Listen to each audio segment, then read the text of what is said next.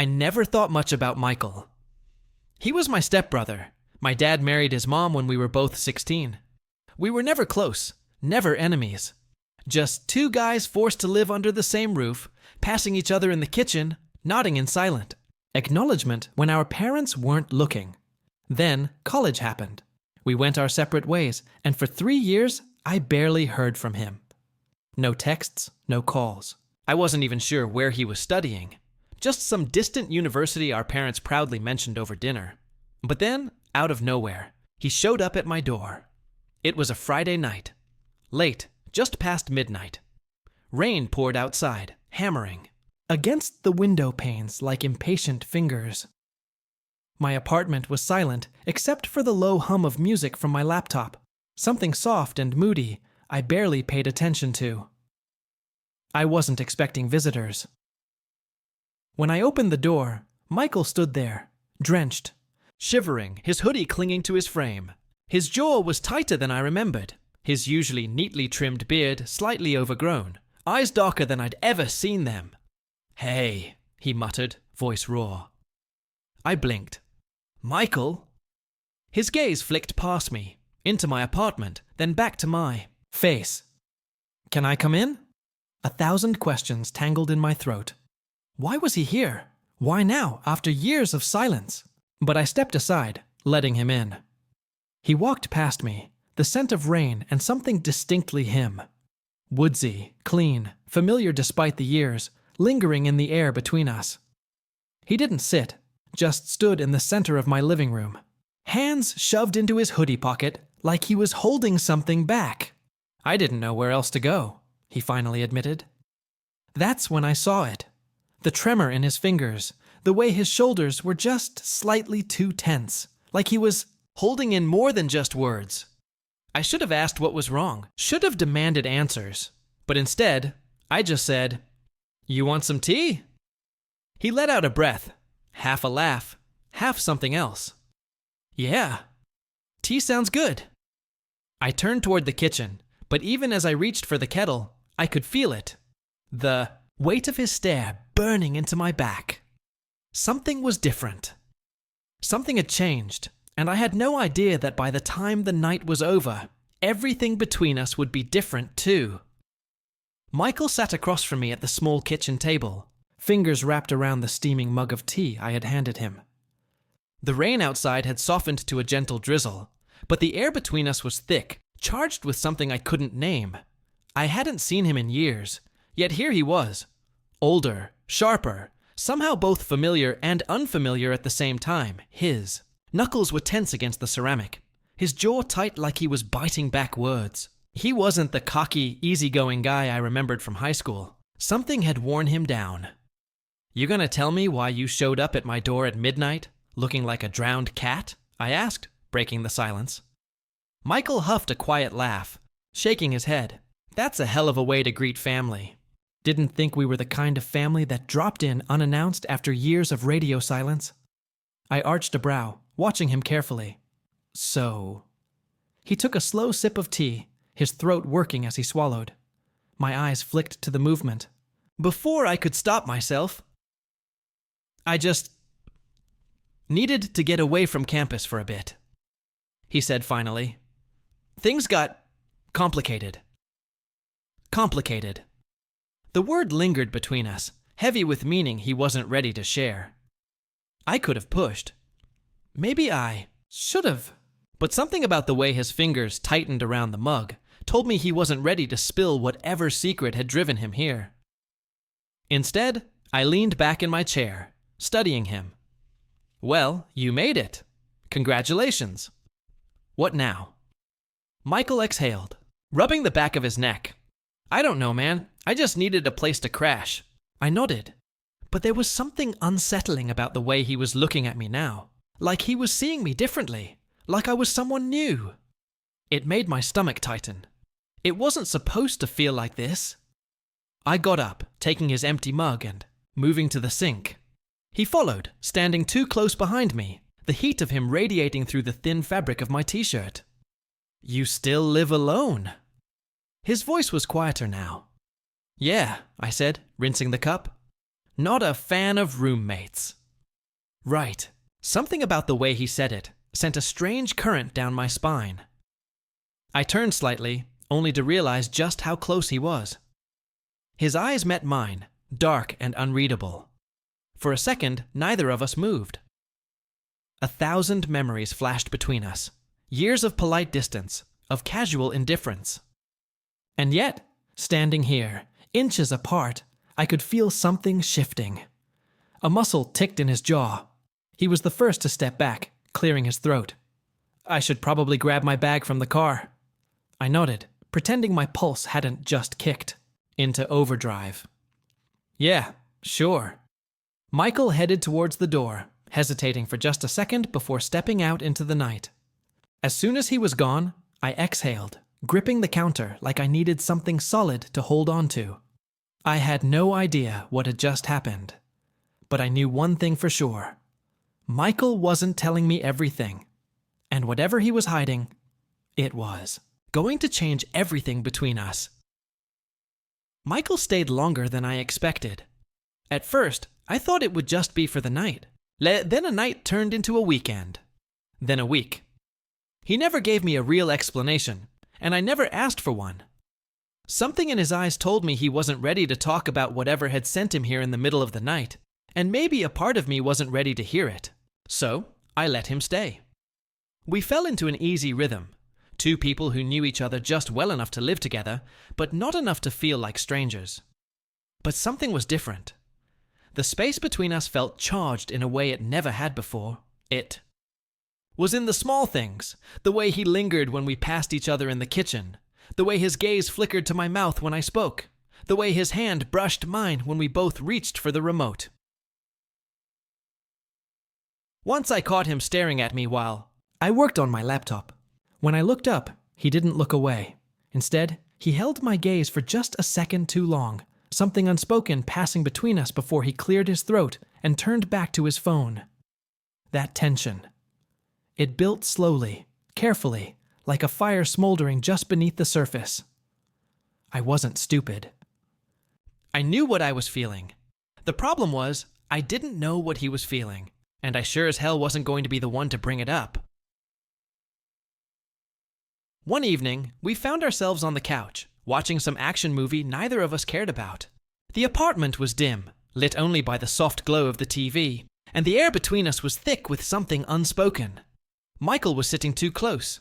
Not close enough to be obvious. Just enough that our arms brushed every time one of us shifted. Just enough that I could feel the warmth of him beside me, could catch the faint scent of his cologne. Something woodsy and dark that made my chest tighten. You ever think about what you'd be doing if life had gone differently? He asked suddenly, his voice quiet, thoughtful. I turned to him, surprised. What do you mean? He exhaled, running a hand through his hair. Like, if things hadn't happened the way they did, if you'd made different choices, do you ever think about where you'd be? I studied him. That's a loaded question. Michael let out a small, humorless laugh. Yeah, sorry. No, it's fine. I leaned back against the couch, thinking, I don't know. I guess I always thought I'd have it figured out by now. Job, relationships, life in general. But turns out, I'm just winging it like everybody else. He nodded slowly, his gaze fixed on some point on the floor. Yeah, same. Something in his tone made my stomach twist. I wanted to ask what he meant. I wanted to pry, to push past the careful walls he always seemed to keep up. Instead, I just said, "What about you?" Michael hesitated. Then, so quietly I almost missed it, he said, "I think I've spent a long time pretending to be someone I'm not." The words settled between us like a weight. I turned my head, watching him carefully. But he didn't look at me. His jaw was tight. His fingers curled into his lap like he was trying to hold himself together. Michael. He exhaled sharply, shaking his head. Forget it. I don't know why I said that. And then, before I could stop him, he got up and walked out of the room, leaving me sitting there, heart pounding, knowing that whatever was happening between us was about to come to a breaking point. Days passed, and things got complicated. Michael still didn't say anything about that night, but the space between us had shifted. The tension was no longer subtle. It was in the way his hand would linger a second too long when he passed me something. It was in the way his breath would hitch when I stood too close. It was in the way I caught him looking at me, his gaze dark, conflicted, like he was fighting some internal war he didn't know how to win. One night, it boiled over. I was in the kitchen, washing dishes, when Michael came up behind me. He didn't say anything at first, just stood there, his presence pressing into my back. Then, in a voice that was barely above a whisper, he said, "I'm leaving tomorrow." I froze. What? He shifted, exhaling slowly. "I think it's time I head back." I turned, gripping the edge of the sink. "Michael, what the hell is going on?" His eyes met mine, and for the first time, I saw it. All of it. The fear, the hesitation, the want. It was all there, laid bare in the way his gaze flickered to my mouth, the way his breathing grew unsteady, the way his hands curled into fists at his sides like he was physically restraining himself. "Nothing," he said finally, forcing a smile that didn't reach his eyes. "Forget it, man. It's nothing." And then he walked away. I stood there, staring after him, knowing that whatever this was between us wasn't nothing. Not even close. And I had one night left to figure out what the hell to do about it. Michael was leaving.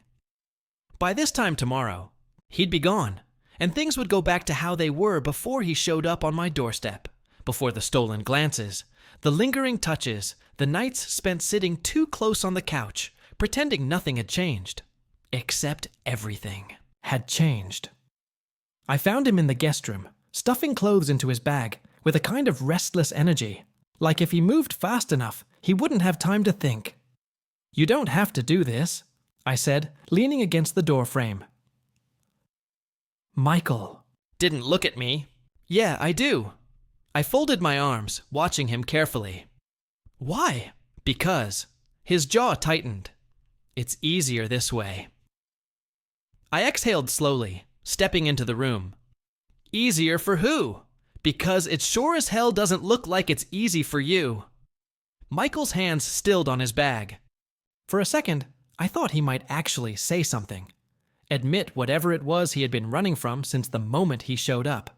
Instead, he just let out a quiet laugh. "You don't get it, do you?" "Then explain it to me." He turned then, his eyes flashing with something sharp, something raw. "What do you want me to say, huh? That I've been losing my mind every second I've spent here?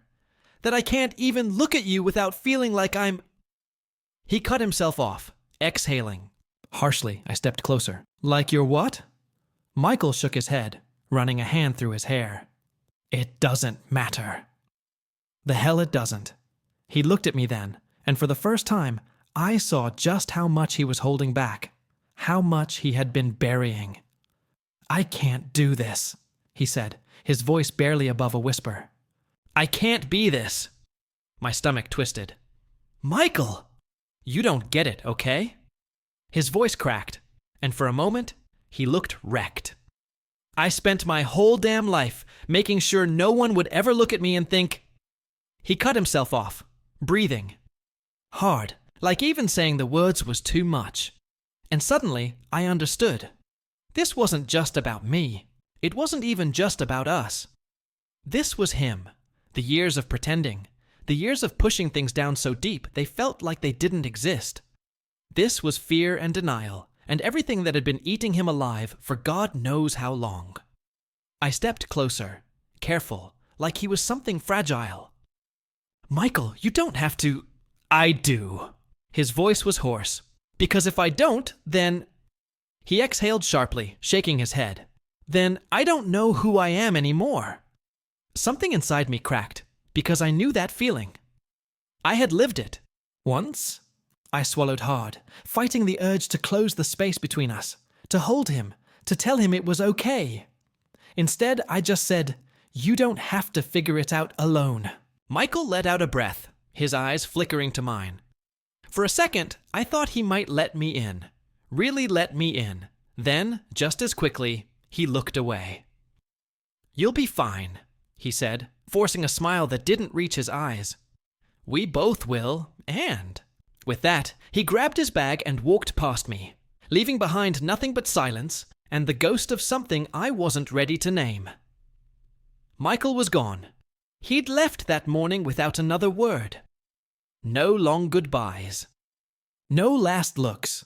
Just the sound of the door clicking shut and the weight of something unfinished pressing against my chest. I told myself it didn't matter, that if he wanted to run, I wasn't going to stop him. But that was a lie. Because the silence of the apartment was unbearable without him in it. Because every time I walked into the kitchen, I expected to see him leaning against the counter, drinking coffee like he had nowhere else to be. Because when my phone buzzed that night, my heart leapt, thinking, hoping. It was him. It wasn't. I exhaled sharply, running a hand over my face. This was stupid. Michael had made his choice, and if he didn't want to admit what was between us, I wasn't going to chase him down like some lovesick idiot. But as I sat there, staring at my phone, fighting the urge to text him anyway, it rang. Michael. My heart stopped. I picked up immediately. "Michael!" His voice came through, shaky and breathless. Can you come get me?" I was already on my feet, grabbing my keys. "Where are you?" He rattled off an address, a bar on the other side of town. His voice was off, strained, like he was holding something back. "Michael, are you... just... Hurry, okay." And then the line went dead. I found him outside the bar, slumped against the wall, his knuckles bloody. My stomach dropped. "What the hell happened?" Michael let out a bitter laugh. "Some guy ran his mouth. I ran my fist into his face." I crouched in front of him, grabbing his hand carefully. "Jesus, Michael." He flinched, but didn't pull away. I studied his face. His eyes were red, his jaw tight, like he was barely holding himself together. I swallowed hard. "Come on, let's get you out of here." We didn't talk on the drive home. Michael just stared out the window, his hand resting in his lap like he'd forgotten it was busted. When we got inside, I grabbed the first aid kit and sat him down on the couch. "Give me your hand." He hesitated. Then, slowly, he let me take it. I cleaned the cuts carefully, the silence between us thick, heavy. Then finally, he spoke. "I hate this." His voice was hoarse. I looked up. "Hate what?" His throat bobbed. "Feeling like this, like I'm losing control of myself." I swallowed hard. "Michael!" "I tried," he whispered. "I tried to leave. I tried to forget. I tried to make it go away. But it won't. You won't." My heart stopped. He exhaled sharply, shaking his head. "I've spent my whole life pretending I don't feel things like this, that I don't want things like this. But then I look at you, and I..." He broke off, squeezing his eyes shut like he couldn't stand the weight of his own words. I reached up, hesitating for only a second, before I brushed my fingers over his jaw, tilting his face toward mine. "Michael," I said softly, "you don't have to fight this." His breath hitched. "I don't know how to not fight it." I swallowed hard.